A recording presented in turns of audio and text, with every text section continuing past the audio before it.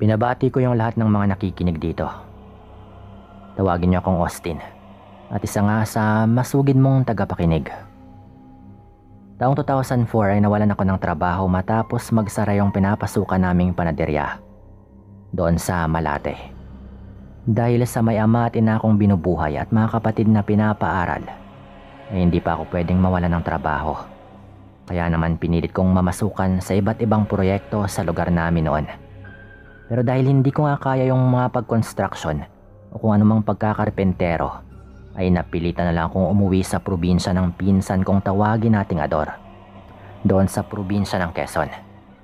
Hindi ko na lang siguro papangalanan yung lugar na aming tinuluyan upang maiwasan nga yung mga negatibong konotasyon sa lugar. Kahit papano ay medyo na-develop na rin po yung lugar na yon sa panahon ngayon. Ngunit nung naganap po yung kwento kong ito, ay medyo may kasukalan pa yung lugar at talagang mapuno yung kapaligiran. Maswerte ako dahil yung pinsan ko palang si Adora isang matadero sa palengke nila at nagawa nga nito kung may pasok bilang tindero ng isda. Bagaman malayo sa bahay nila yung palengkeng pinagtatrabahuhan ko, ay hindi ko na ngayon inisip pa dahil kumikita naman ako ng pera. Kung hindi nyo po na itatanong ay magaling naman ako makisama sa lahat ng uri ng tao, mapababae man o lalaki. Ay kayang-kaya ko namang makibagay.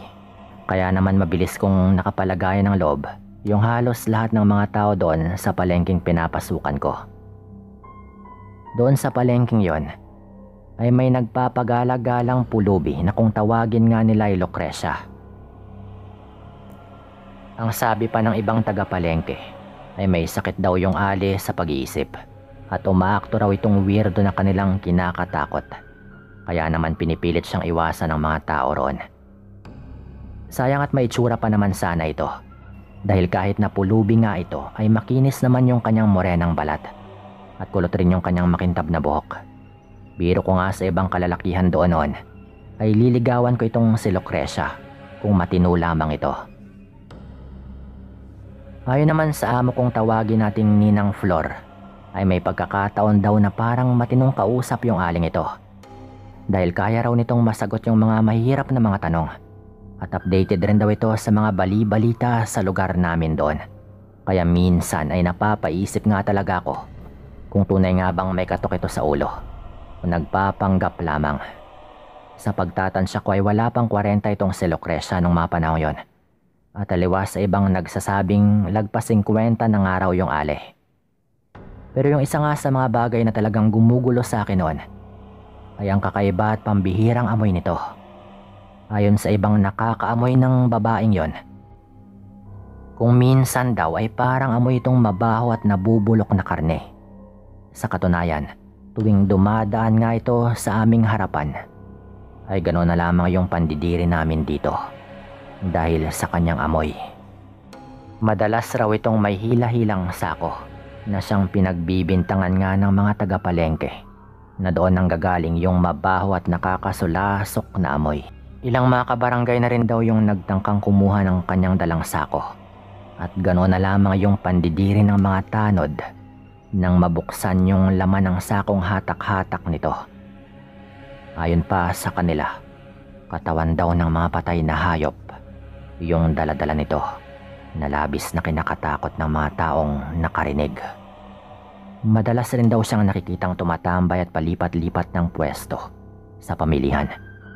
Habang may hila palaging panibago na namang sako na may mabahong amoy. Kaya nga siya kinakatakutan ng mga bata. Isang gabi ng mga bandang 6 habang papauwi kami ni Ador galing sa palengke, ay namataan nga namin itong si Lucrecia sa pinakakanto kung saan wala masyadong dumadaang tao. Habang papalapit nga kami sa kanyang direksyon, ay sumimo yung mabahong hangin na nanggagaling sa kanya na labis nga naming ikinaduwal. Kaya naman nagalit nga yung kasama ko at buong tapang niyang sinigawan yung nananahimik na pulubi. Mabahong pulubi, maligo ka naman. Parang may tao namang magkagusto sa'yo, hindi yung ganyan. Mas mabango pa yata sa'yo yung tayo ng kalabaw eh. Galit namang sigaw ni Ador noon sa nakaupong pulubi. Hindi na sana kami papansinin ni Lucrecia ng mga panahon yon. At hahayaan na lang sana kami nitong dumaan nang biglang tumindi nga yung amoy nito. dahilan para pagmumurahin nga siya ni Ador. Ilang masasakit na mga salita na naman yung pinakawalan ni Ador noon at direktang sinabi sa babae yung kung ano-anong masasakit na mga salita na siyang ikinagalit naman ito, dahilan upang dahan-dahan nga itong kumilos at tumarap sa amin. Sa puntong yon ay tila unti-unti na nga kaming pinasok ng sindak at kaba nang makita yung itsura ng babaeng pulubi. Yung bang tipong tuloy-tuloy sa Ador sa kanyang pagsasalita pero bigla na lamang itong napatigil matapos ngang makita yung weirdong kinikilos ni Lucrecia. Halos panawan kami ng ulirat nung mga sandaling yon nang bigla kaming habulin ito nang nakadapa na para bang isang hayop. Grabing takot yung aming nararamdaman noon at halos maghumiyaw kami sa takot nang gawin niya ito sa napakabilis na paraan. Alam naming hindi normal yung kanyang ginagawang pagtakbo. Kaya naman wala kaming lingon-lingon na nagtatatakbo ng dire-diretso hanggang sa may makasalubong nga kaming grupo ng mga tanod na nagpapatrolya sa lugar at nang sabihin namin sa kanila yung aming mga nakita at sa kung papaano nga kami hinabol ng babaeng pulubing yon, ay pinagtawanan lamang nila kami at iniwang tila kami pa nga yung may problema. Dahil doon ay pinagkibit balikat na lang namin ito at dumiretso na nga kami papauwi sa bahay nila Ador. Sa takot ko ng gabing yon ay buong magdamag nga akong gising at nagmumuni-muni.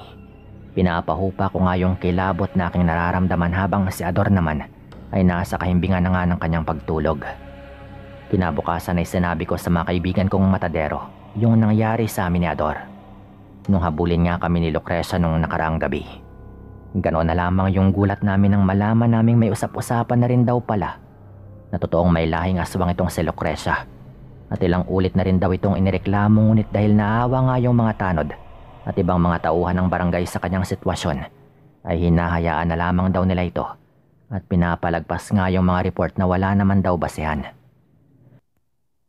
Ayon din daw sa mga chismis sa palengke ay binansagan daw na aswang itong si Lucrecia dahil mahilig daw siyang kumain ng mga hilaw na pagkain tulad ng pera-perasong karne ng baboy na tinatapon at mga ulo o iba pang parte ng manok na patagong nahuhulog sa mga lagayan. Kung minsan naman daw ay mga lamang loob ng isda yung tinitira nito.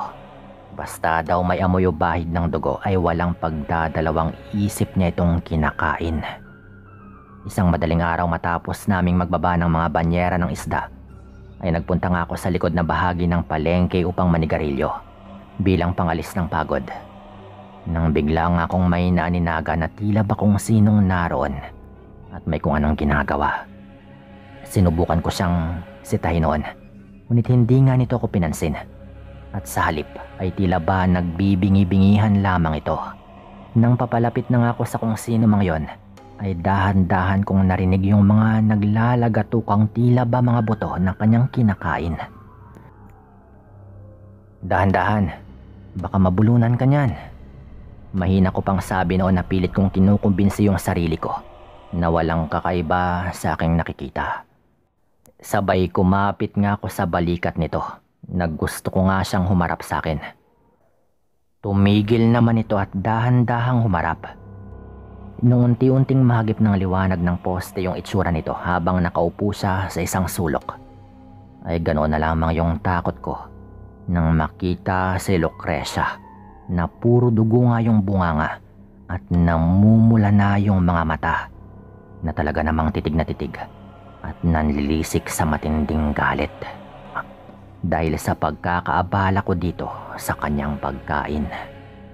Dahan-dahan akong napatras habang lumulunok ng laway sa nanunuyo kong lalamunan.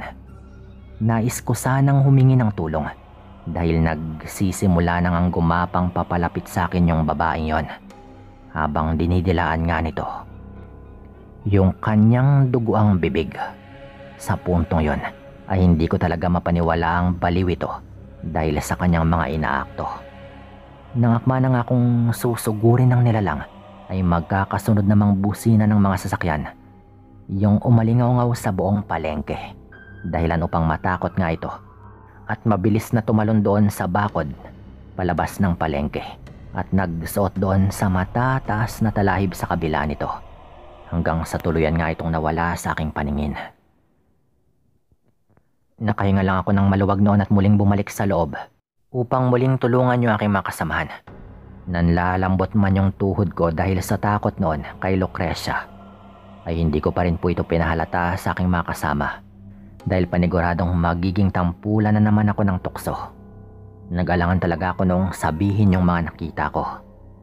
Makalipas nga yung ilang araw noon, ay katakatakang nawala nga sa lugar namin si Lucrecia. Ang mga araw ay umabot ng linggo hanggang sa tila wala na yatang balita sa kanya. Kaya naman inakala ng ibang taga-palengke na lumipat na nga ito ng lugar na pinupuntahan. Kaya naman nakaramdam rin ako ng luwag sa aking dibdib na hindi ko na nga muling makikita pa yung babaeng sinasabi nilang aswang. Galing kami sa inuman ni Ador noon at ng isa pang kasama ng magkakasabay nga kaming umuwi dahil iisa lamang yung barangay kung saan kami nakatira. Mga bandang 10 PM na rin po yun. At muli nga kaming mapadaan sa lugar malapit doon sa tapunan ng mga basura. Matino pa naman ako ng mga oras na yon dahil hindi pa naman ako lasing. At may umagaw nga bigla ng aking atensyon sa isang madilim na sulok sa may bahaging yon. Kinurap-kurap ko pa nga noon yung aking mga mata nang mapansin ko na tigla ba may gumagalaw sa parting dulo sa may gawin ng nakasalansang tumpok ng mga basura. Nung una ko nga itong makita ay nakala kong ligaw lamang na hayop yon. At naroon lamang at nanginginain, pero nang makita kong parang may umiilaw sa bahaging yon, ay pinakasipat ko nga yun ng maigi upang makita ko kung ano ba talaga yon. Pare, para ka namang tanga. Tinatakot mo na naman yung sarili mo. Saad pa nga ni Ador sa akin noon. Hindi ko ito pinansin. Pati na rin yung isa pa naming kasama, kung ano man yung kanilang mga sinasabi. Bagkus ay tinuloy ko pa nga yung pagsipat sa kung sino ba yung naroroon. Nung mahawi nga yung mga ulap at lalong lumiwanag yung ilaw na nagmumula sa buwan, ay halos panawan kaming tatlo ng ulirat nang makita yung nakakatakot na nilalang na sa unang tingin pa lang ay nakilala kong si Lucrecia. Mabalasik yung anyo nito at may malademonyong pagmumukha na talaga namang nagpatakot sa amin. Meron nga itong kinakain na tila aso habang nakalaylay sa bunganga nito yung mga lamang loob ng kawawang hayop. Nagbabaga rin yung mga mata nitong kulay pula habang patuloy nga itong nag-aangil. Kami naman ay naistatwa sa aming kinatatayuan noon dahil sa labis na kaba. Tulad nung una, ay dali-dali kami nitong hinabol ng ubod ng bilis. Kaya naman nang makita naming magkakasama na papalapit na nga ito, ay tila nagsipagsingaw yung tama ng alak sa aming sistema. At nagunahan nga kami sa pagtakbo. Halos magkanda buhol-buhol nga yung aming paa. Makatakas lamang sa nilalang na yon. Sa takot ay doon na nga kami nagpalipas ng gabi sa bahay ng kasamahan namin. Dahil sa takot na muling sundan at habulin ni Lucrecia. Total ito nga yung bahay na pinakamalapit. At yung bahay nila Ador ay mga 1 kilometro pa yung layo sa kanila. Kaya hindi na nga namin sinugal pa. Mabuti na lang noon at nagawa naman naming makatakas sa nilalang na yon. Kinabukasan ay naging usap-usapan nga yung ginawang pagtangkang paghabol sa amin ni Lucrecia.